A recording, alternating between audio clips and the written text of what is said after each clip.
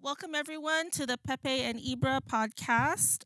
This is Joanna Jose Glass, aka Pepe from Glasspirits, and I have with me my bandmate Ybra, aka Abe Perez, our drummer and percussionist of our band Glasspirits. So we have a very special guest who Abe knows. He's gonna kind of take the reins here. And Abe, could you please introduce our guest for today? Our guest is Mr. Brian Spaun from Spaun Drums and Simtech Cymbals, which I endorse both of them. Hi, Brian. Hi, Brian. Thank you for taking time. I know you're very busy to Hi, Joanne. chat with us. Hi. Yeah. So, I guess maybe, Brian, we could kind of start off with the fact that I've been an artist with your company and Simtech Cymbal. I don't know if you know the time, but it's been quite a while. I've been playing Spaun drums. Oh, yeah. Many years. Lost track. I'm old and I don't remember very. Yeah, man, we're like family now, man. Well, I'd like to start off by saying that I've had an incredible collection of drums made for me by Spaun Drums, Brian and Spaun Drums. A lot of them I designed, and he made them happen from what, Brian, from the Aztec thing that we got from an Aztec book that I'll never forget. You once told me at the time, you said, this is the hardest set I ever had to make. That one was tough because you had those tribal graphics that were, I don't know, about the size of the palm of your hand, and we had to extrapolate them to be able to go around the entire perimeter of the drum and stuff like that. So remember going through different drawings, and you drew some yourself, you had a friend draw some, and then we went through a lot of different processes to get it to the point of actually where we could utilize it for Yeah. doing that cool paint job on your drum kit. Yeah, it's a very unique set from the graphics that were from a real ancient Aztec book to which they mean something, which I don't know, but it was something they wrote on the walls back then. And the hardware was even that gold vein that was combination of gold and black, right? You know, like that little. Yeah, that was very cool. The gold vein hardware that's both black and gold combined. So that had a really awesome. It gives it its own vibe, you know, something that you'll never see with normal powder coating. And then the hoops were even trippy. Those designs that, yeah, Brian, those designs that we put on the hoops were actually a design also I found in that book. The whatever you want to call it, the zigzags up and down, you know. We went everywhere from that to mimicking my tattoos on my body. It's let me see, the yin and yang. I don't know if you could see it, but anyway, I've got a yin and yang. I've got a peace sign. We put that on the one set that I call my hippie set, and that one's got purple, which is really different, candy purple hardware with gold, and anywhere from that to the olive ash pearl with the cross. That's another tattoo that I have. And then that one had red and gold hardware to the psychedelic. That was real unique set that you put a special kind of paint, and it's glows in the dark, and it has very many different colors: yellow, pink, blue, red, and it just glows with the black light. What the green? What was that, Brian? That acrylic set? There's a name for it that has AP. Yeah, actually, yeah. I have a set just like that with my initials. Yeah. Yeah, with my initials AP sandblasted on it. And then when you put the black lights on that, that really blings, man, really glows. We used that on one of our videos. Charlize. Yeah, Charlize. So yeah, I mean, there's been many, many, many sets I've had Brian make for me. I don't know if you had a favorite, but I know there's been a lot of stuff, great, amazing stuff, Brian.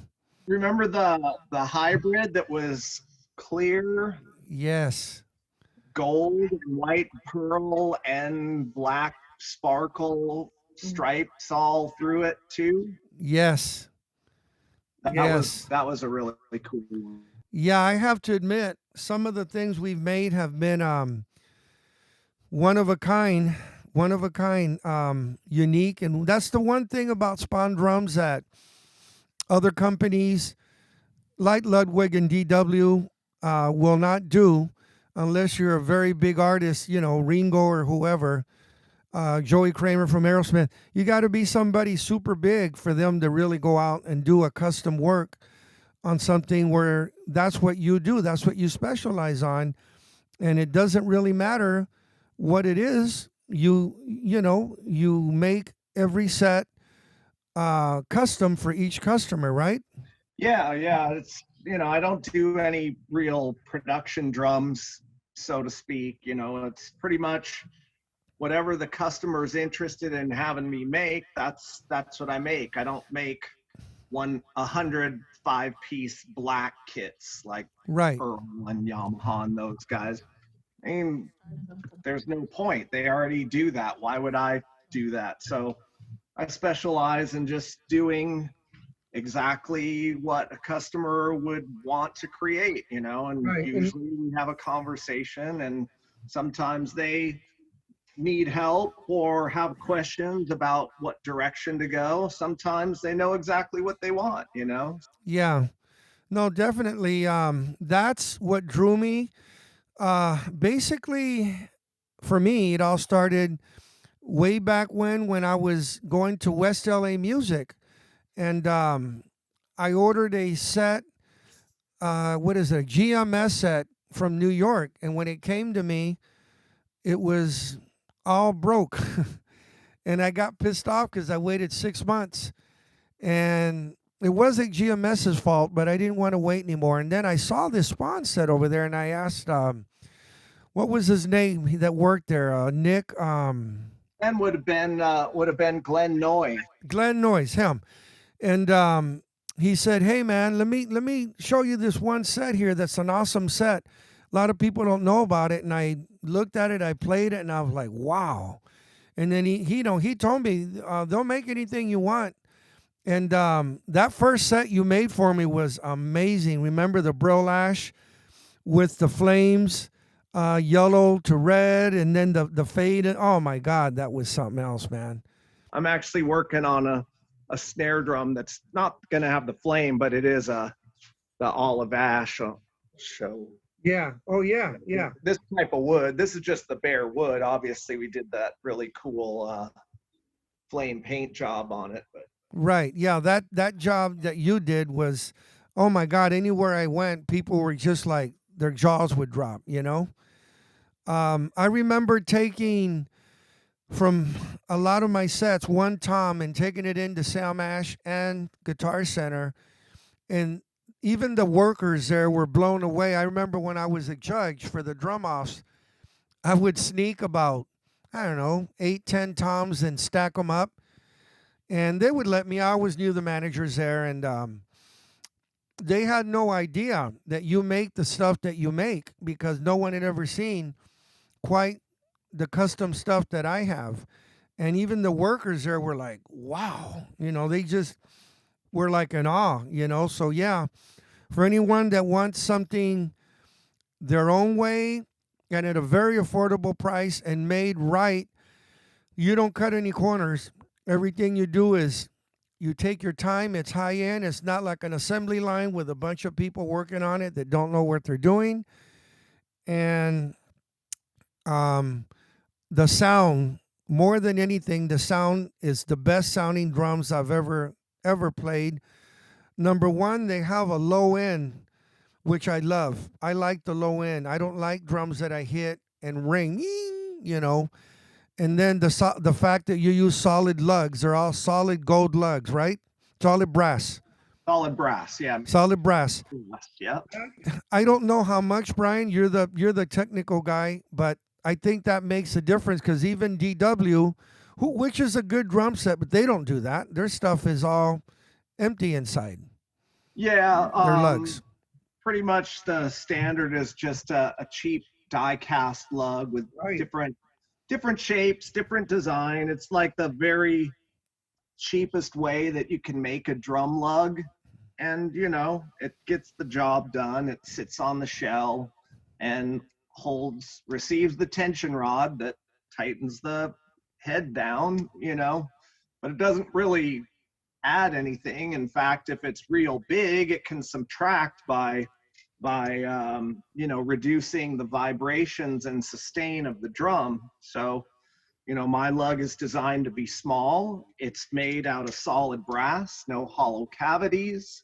So it becomes a part of the drum and resonates with the shell and becomes part of the sound, part of the great Spaun sound.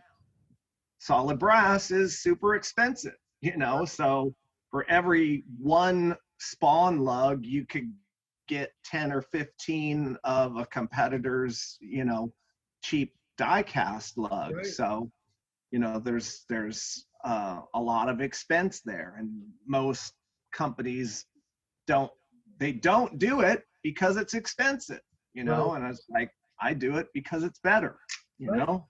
Right. Sounds better. It makes a better drum, and you know that's the reason that I do it in the first place.